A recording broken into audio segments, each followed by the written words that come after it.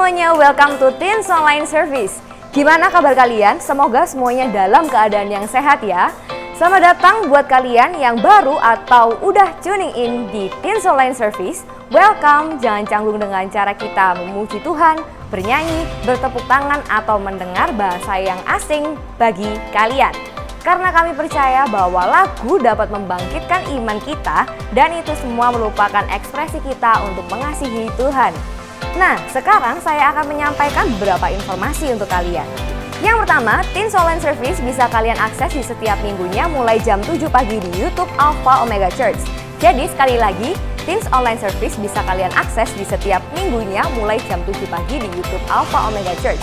Jangan lupa untuk subscribe, like, komen, dan bagikan link ke teman-teman kalian supaya kita semua bisa diberkati bersama-sama. Buat teman-teman yang rindu untuk memberikan persembahan, kalian bisa memberikan persembahan melalui transfer di rekening yang ada di bawah ini. Komsel masih tetap berjalan sesuai dengan jam-jam yang sudah ditentukan di komsel kalian masing-masing via online ataupun offline. Jadi jangan lupa untuk ajak kawan-kawan untuk join dalam komsel online ataupun offline. Itu aja informasi yang bisa aku sampaikan. Selanjutnya kita melanjutkan ke acara berikutnya. Stay safe, stay healthy, and God bless you. Halo semuanya, welcome to AOC Online Teen Service. Welcome bagi yang pertama kali tuning in atau yang sudah sering kali mengikuti ibadah online. Welcome juga bagi yang Kristen dan non-Kristen sekalipun. We're so glad you can join us today. Nah, di bulan Juni ini kita sedang berada di Building Series di mana kita belajar bersama bagaimana bisa membangun diri kita menjadi pribadi yang lebih baik. Minggu pertama kita membahas tentang building self-esteem. Minggu kedua kita membahas tentang building self-concept. Dan di minggu ketiga hari ini, topik kita adalah building self-knowledge. Nah, apa itu sih self-knowledge? Self-knowledge adalah pengetahuan tentang diri sendiri. Nah, ada kutipan yang bagus sekali tentang self-knowledge dari Aristotle, yaitu philosopher yang terkenal. Dia bilang gini, knowing yourself is the beginning of all wisdom. Mengetahui diri sendiri itu adalah awal dari segala kebijakan. Kenapa? Nah, karena ketika kita mengetahui diri sendiri, kita tuh dapat sadar segala kelebihan dan kekurangan kita. Dan dari sana kita dapat mengambil langkah untuk self-improvement. Nah, berikut adalah beberapa benefits of self-knowledge. Yang pertama, happiness. Dengan self-knowledge kita akan lebih punya damai dari dalam. Kita juga akan bisa lebih baik in decision making. Kita bisa mengambil keputusan yang lebih bijak. Self-control, karena kita bisa lebih mengendalikan emosi kita. Dan yang keempat, resistance to social pressure. Kita akan juga bisa lebih melawan atau menahan lawan pengaruh dari luar yang kurang baik. Dan terakhir, tolerance to understanding others. Kita akan menjadi orang yang bisa lebih saling mengerti. Nah, jadi ini semua penting. Dan untuk kita bisa membangun dan membentuk self-knowledge kita dengan baik dan benar. Nah, jadi pertanyaan itu sekarang gini. Who am I? Atau who are you? Pernah nggak terpikir dengan pertanyaan ini? Kadang kalau orang tanya who are you, kita itu ya bingung cara jawabnya itu gimana. Mungkin Anda juga pernah bertanya, Tuhan, siapakah aku ini? Dan juga masih belum menemukan jawaban yang pas. Karena seringkali kita itu bergumul dengan identitas krisis, di mana kita ini juga sebenarnya ya kurang tahu siapa sih diri kita sesungguhnya ini. Nah, jadi siapakah aku? Am I defined by what I do? Apakah aku orang sebagai apa yang aku lakukan? Seorang murid mungkin? Seorang pekerja? Seorang pemain basket? Atau am I what I achieve? Apakah aku apa yang telah aku capai? Seorang juara? Seorang pemenang kompetisi? Atau am I defined by my mistakes? Seorang pendosa? Seorang pembohong? Penakut? Orang yang gagal? Atau bahkan am I what others think of me? Apakah aku adalah hasil dari opini orang lain? Itu seorang yang mungkin sombong, annoying, atau tidak berbakat. Well, my friends, today I'm excited because I have the honor and privilege to tell you who you are in Christ. Hari ini aku punya kehormatan untuk memberitahu Anda siapakah Anda sesungguhnya dalam Kristus. So, are you ready to know who you are in Christ? Poin yang pertama adalah I am a child of God. Now, let's say this together. I am a child of God. Mari kita buka Roma 8 ayat 15 sampai 17. Kita baca bersama-sama. Sebab kamu tidak menerima roh perbudakan yang membuat kamu menjadi takut lagi, tetapi kamu telah menerima roh yang menjadikan kamu anak Allah. Oleh roh itu kita berseru, ya Aba, ya Bapa. Roh itu bersaksi bersama-sama dengan roh kita bahwa kita adalah anak-anak Allah. Dan jika kita adalah anak-anak Allah, maka kita juga adalah ahli waris. Maksudnya orang-orang yang berhak menerima janji-janji Allah, yang akan menerimanya bersama-sama dengan Kristus, yaitu kita menderita bersama dengan Dia supaya kita juga dipermuliakan bersama-sama dengan Dia. Wow, ini powerful banget. Jadi by the grace of God, kita ini telah diangkat menjadi sons and daughters of God. We are the child of God. Nah, dulu sebelum kita kenal atau menerima roh Tuhan, kita memang adalah budak atas ketakutan, atas dosa sekalipun. Nah, jadi memang identitas kita ini belum terbentuk. Nah, tapi kita ini sekarang diberikan anugerah roh Tuhan sendiri yang tinggal di dalam kita. Jadi status kita itu diangkat menjadi anak Allah. Dan sekarang kita berhak memanggil Tuhan sebagai Bapak kita, Daddy God. Nah, jadi apa sih artinya menjadi anak Allah? Being a child of God means we have been born a second time into God's family. Jadi ketika kita menjadi anak Allah, kita tuh lahir baru, masuk dalam keluarganya Tuhan. Being a child means that our sins are paid for and our fellowship with God has been restored. Jadi dosa kita pun itu sudah dibayar, ditebus, dan oleh karena itu kita sekarang boleh mempunyai hubungan yang intim dengan Tuhan. To be a child of God means our old sin nature is replaced. Jadi kebiasaan buruk atau dosa-dosa kita yang dulu itu sudah diganti dengan keinginan baru untuk memuliakan Tuhan. Being a child of God means we have access to the throne of grace. Jadi kita juga berhak untuk menuju kepada tata karunia Tuhan. Untuk memohon apapun, meminta tolong apapun, kita punya akses ke throne of grace. And last, being a child of God means we have inheritance rights. Kita punya hak waris. Di Lukas 15 ayat 31 dikatakan, "Anakku, engkau selalu bersama-sama dengan aku, dan segala kepunyaanku adalah kepunyaanmu." Nah, jadi cara hak waris bekerja itu, ketika orang yang mempunyai hak meninggal, diberikan secara otomatis ke pemegang hak waris itu, yaitu anak-anaknya.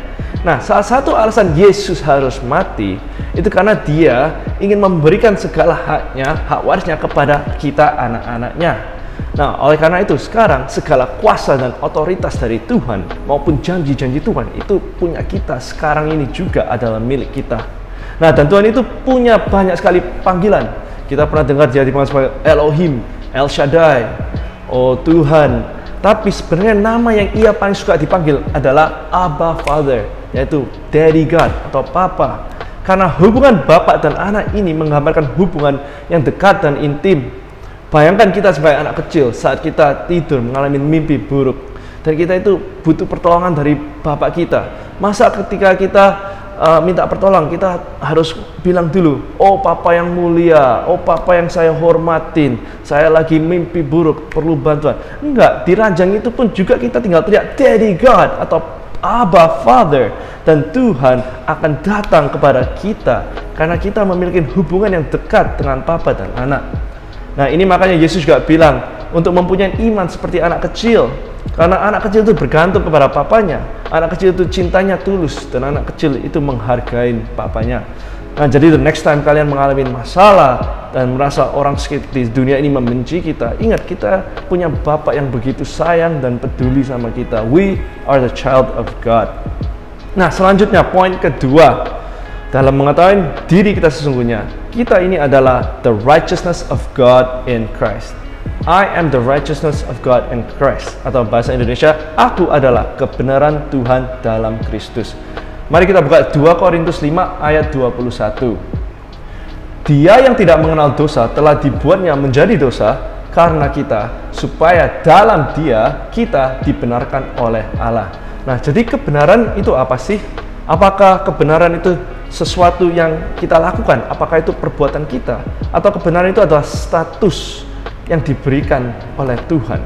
Nah, kuncinya di ayat ini dinyatakan bahwa kita dibenarkan oleh Allah, bukan dibenarkan oleh diri sendiri. Nah, mari kita juga buka Roma 5 ayat yang ke-17. Ini salah satu ayat favoritku sih.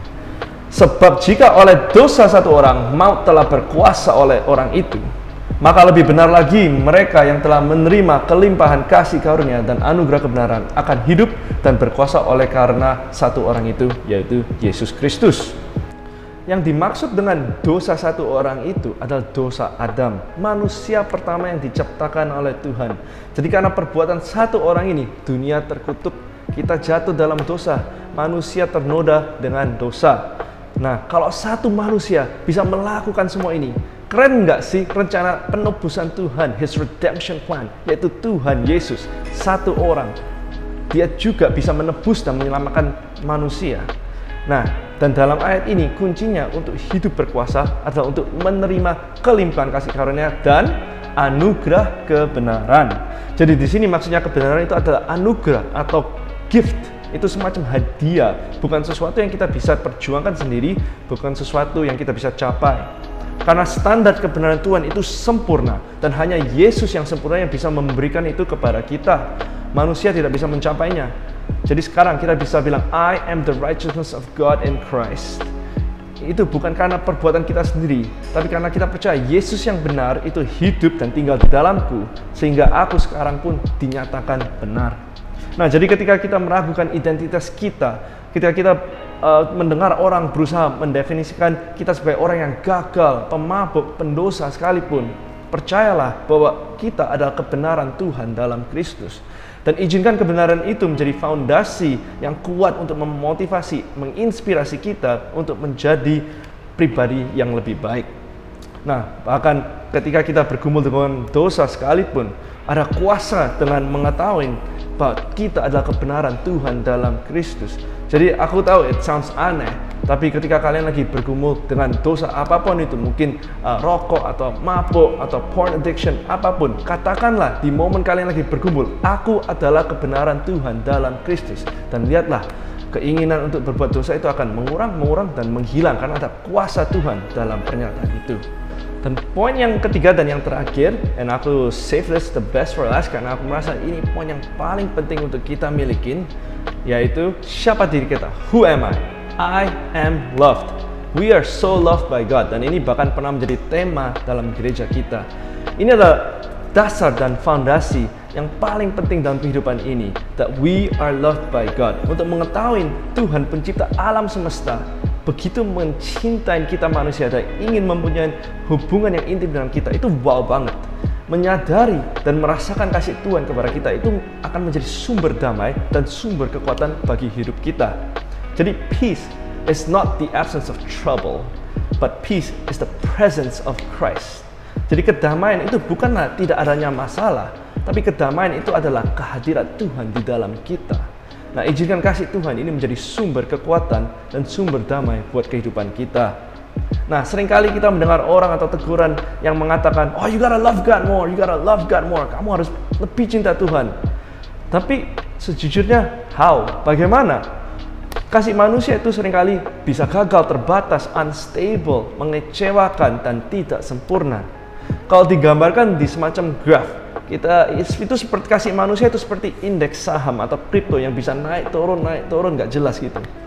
Nah, bayangkan kayak mungkin minggu kita lagi di puncaknya kasihnya Tuhan, lagi tinggi banget, tapi ketika hari telah lewat kita mungkin drop, Komsel naik lagi, terus harinya nanti mungkin ada masalah, drop lagi. Nah, sedangkan kasih Tuhan itu selalu konstan, selalu Senin, Selasa, Rabu, hari apapun selalu di puncak di atasnya. Dari kasih Tuhan itu yang sempurna, yang stabil dalam hidup kita. Nah, juga ada ilustrasi seperti ini. Kalau kita berada di tengah laut, kena ombak yang besar, anginnya kencang, yang bisa terjadi kan itu, mabuk laut.